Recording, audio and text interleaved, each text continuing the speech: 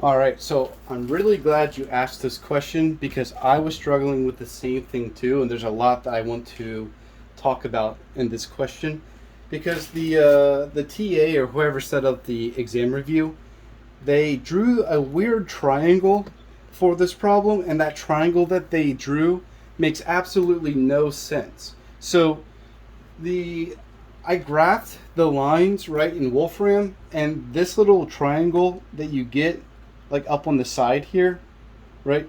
That's the triangle that the problem is measuring, not whatever the TA drew. But anyway, the bounds that she got appears to be correct. So if you use the dx dy, this is what the teacher uses, right?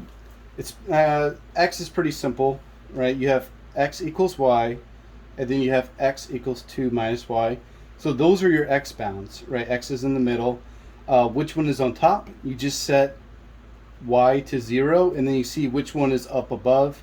You set 0 here, so that comes in at 0, 0. And then you set 0 here, and that comes in at 2. So your equation here is on top, and then this one's on the bottom. Now you have to express dy as two constants.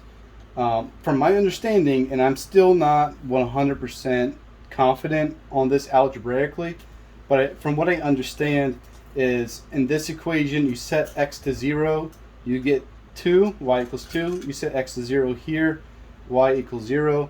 And so those are your y bounds. Now, on the flip side, if you did it the other way, dy dx, which you can do, you set y, the equation is to equal y, right? So now you get y equals x, and then y 2 minus x.